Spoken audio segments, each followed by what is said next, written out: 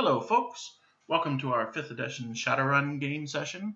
I am Shadow Adventor. Today we'll begin running the classic Shadowrun Adventure module DNA DOA. We are playing online using the Roll20 browser engine. For these sessions, I have faithfully recreated many of the scenes and maps in the module in full color for your enjoyment. We will be running our game using mainly Shadowrun 5th edition rules, the 2050 historical campaign setting from 4th edition, and some house rules thrown in. As a background to our story, the players are Shadowrunners from 2072 that have found themselves, through magical means, thrown back in time to October of 2049. So without further ado, we shall begin our session, so please enjoy. And if you do enjoy these videos, please don't forget to subscribe to our channel. Thank you very much. So there you were, minding your own business at the Corporate Burns and Indigents Club, informally known as the CBI, when this nervous-looking salaryman comes up to your table. You gentlemen are requested to attend a private dinner put on by Mr. Johnson. I have a car waiting. No heavy weapons, please. What do you guys do? Do we need to dress up for this? You can assume you're dressed up already. Okay. Have we heard of this man before? Yeah, you were given information by your fixer that you might be meeting a contact from Mr. Johnson at the CBI. But he was kind of fuzzy on the details. What kind of weaponry can we bring to defend ourselves? He said everything should be perfectly fine, sir. So no weaponry at all.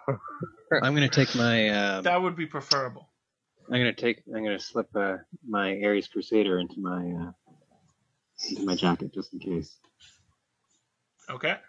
I'm going to put my combat knife in the heel of my shoe. All right. Or in the sole of my shoe. So I assume that you let the rest of your party know that who are waiting back at sort of your hangout that you met your contact and you're going to speak to Mr. Johnson. I'll contact Ty Tubis. Okay. So we can get a lift there? Sorry, what were you saying, Jen? No, I said I can't take my gun. No, this is a fancy meeting, but you can leave it. You can leave it in the truck. Fine. It's not gonna like that. Well, take your trusty crowbar. You can thump a couple of heads. You think they're gonna let me have a crowbar? You're big enough to hide it. Just put it on your back. This crowbar, it's for opening doors when my fists are too big. Yeah. In case there's a locked door that I need to get behind, I brought this. Yeah, that'll go over well. All right. Modern doorknobs are not accustomed for troll hands. You get the feeling that to refuse either the invitation or its conditions would lead to something messy. But climbing into some stranger's car without your trusty AK-97 or, in your case, assault cannon doesn't exactly leave the pit of your stomach in good shape. Well, what the heck? Your independents can't get a job without talking to Mr. Johnson. Besides, Corps believe that wasting independent assets such as you is bad for business. Or that's what you tell yourself anyways. You and your chummers climb into a nice set of wheels, which takes you for a ride into downtown Seattle. When the car pulls into the underground garage near the old World's Fair grounds, in the shadow of the Space Needle, you know something is up. This is corporate neutral territory, a place where deals are made without the need for worry about stray death. The lighting in the garage is bright, maybe too bright. Pivoting security cameras cover the main entrance and parking areas. Your guide's car has polarized windows to prevent anyone from seeing who is inside. The car slows down at a sudden 90-degree turn in the ramp. Anyone taking that ramp at speed will end up splattered against several meters of concrete. Behind you, at the entrance, heavy metal grates that look proof against even a GMC Banshee slide into place.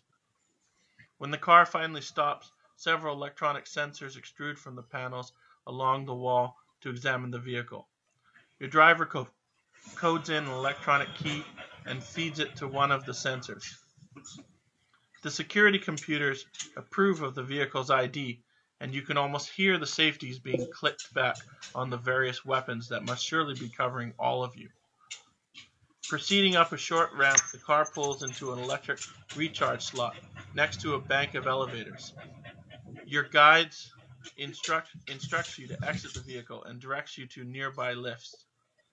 More security devices and codes are exchanged to pass through the plasteel doors. Up you go. Eventually, the pressurized doors whoosh open to another lobby. The thick cream-colored carpeting and beige walls are offset by the elven maitre d' in his former black attire.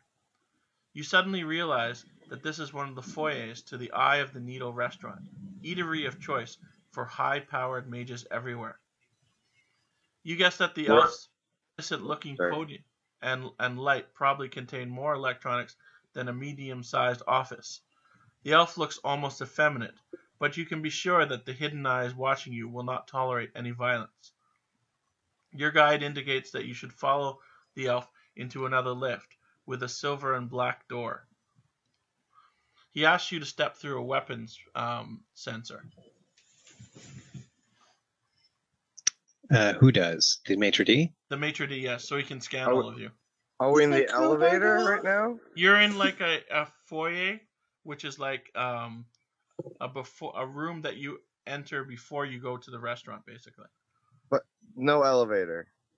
Well, you've been up one set of elevators from the parking garage to the to the foyer of the restaurant, and now there's another bank of elevators in front of you.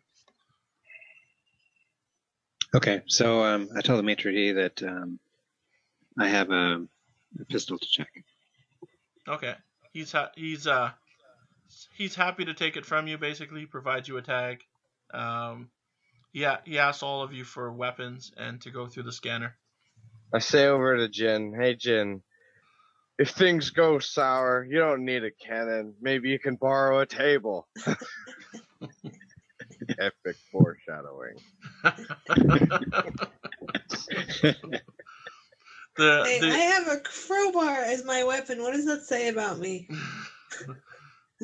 Yeah, he says, Mom, if you could just check it here, please, I'll be happy to return it to you when you come out of the restaurant. I can assure you that you will be perfectly safe inside. Sir, that troll is not a woman. Oh, sorry. I know it's ugly, but it's not a woman.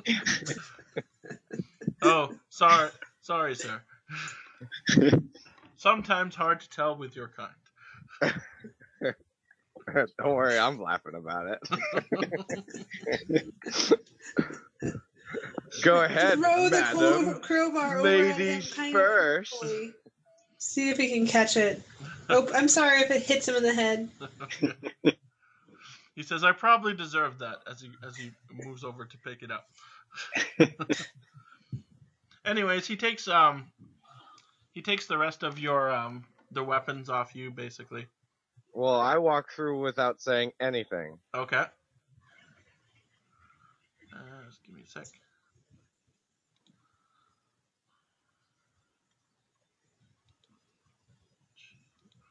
Anyways, you guys climb into the elevator, and up you go.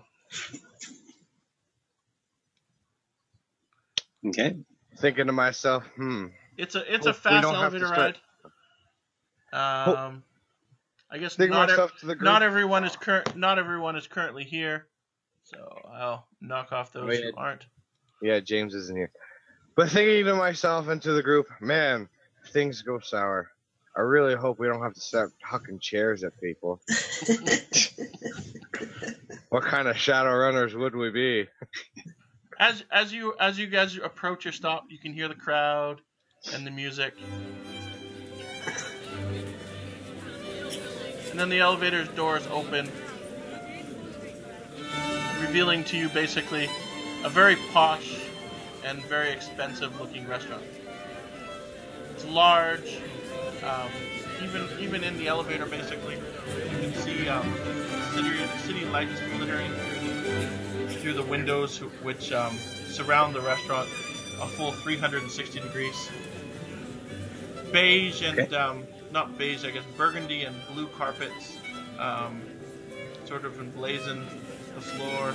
Fine crystal and silverware on every table. Everyone is dressed immaculately. Yes, all those invisible people are dressed so immaculately. You'll have to imagine that all the chairs have people sitting at them. Right. You That's had time to do this. You didn't That's do it. fine. Moving along. I wasn't feeling that ambitious about doing a meet with Mr. Johnson. Okay. Anyways, as you leave the elevator, you guys can move your characters out of the elevator. So I'm actually not moving out of the elevator. I'm first going to the door, Yeah. and I'm going to just look left to the right, and I'm just going to look for any threats. Okay. I'm Everything just seems walking very everything seems very peaceful here. It seems like a definite threat free environment. Okay. I'm going to move up here then. Okay. A host basically approaches you and looks kind of perplexed at your strange kind of behavior. He says, "Can I help you, sirs?" Yes. We're here to meet Mr. Johnson. Mr. Ah, yes. Johnson. Right this way. And he leads you up towards this table here, where you can see the guy's picture. Okay. So I'm going to go here. Guess the troll can stay behind. Yeah. Would you like to sit as well? Says a very lovely waitress. The troll's deaf. Okay. Miss. I'll move the. Oh, no, I'm kind of taking a test while you're talking a little bit. It's all good. I moved the character for you. Alright, thank you. Gentlemen, my name is Mr. Johnson. I thank you very much for accepting my dinner invitation. Please, would you order something? It is on myself. Gin and soda. Okay. Nice. White Russian. So he allows you guys to basically have some drinks and eat a little bit, basically. And then Okay. he says, "I've booked a private room in the back, so we might discuss things further. Shall we retire there?" Let me, I order the most expensive thing on the menu. It doesn't even raise an eyebrow on your host, though it does raise an eyebrow on you because plates here range from about 500 to 1,000 yuan each. Perfect. It better be a lot of food. Paradoxically, no, it's not. it's- but it is quite well cooked. It is fantastic food. It's probably got like gold sprinkles in it. Like, Yeah. They have. I'll be Quite upset if I order something that's $1,000 and it doesn't have enough to fill me up. I'll just be like, "What's this?" Gin Well, smash! Where's Gin's buffet? Well, looking Yeah. around here, it becomes pretty apparent that, in fact, by some of the stares from the mostly humans and some elves in this restaurant, basically, that you are the only troll in this restaurant. That's okay, Jen. Order a couple more plates. It'll be fine. Look at, can you Mr. Johnson okay, says, I order "Please." another plate and I, ask the waiter to supersize it for me. the waiter have a just looks Big at you. Mac The instead. waiter looks at you horrified. As if something just crawled in off the street to his palatial restaurant. But Just give her some McDonald's. Mr. Johnson is more than happy. He says, "Please, multiple orders for the troll." I guess they don't quite cater to your kind, he jokes, sort of offhandedly. But I can assure you that I am appreciative of the skills that you have, or that your kind have, sir. Punching things. Excellent. I punch things good. You mentioned that we could discuss details more privately. Yeah, so as soon as you've finished eating, I've booked a room in the back. Excellent. Well, I'm going to start enjoying my meal. Okay. So about he doesn't say a lot. Basically, he just enjoys his meal, allows you guys to chat. He seems to be studying you guys a little bit, looking at how you behave yourself and handle yourself and whatnot. Well, I'm just I'm gonna still looking slouch around the over. room and things like that. Okay. I'm my gonna standard. slouch over Okay. and have my arm laying on the table and my Okay. feet stretched out, watching them. Okay. I'm not eating. Iceman, are you drunk already? Come on. Doesn't take very much, apparently. Well, I'm not drunk. That's just- what they are. That's what I'm you always just giving them a look. A look, huh?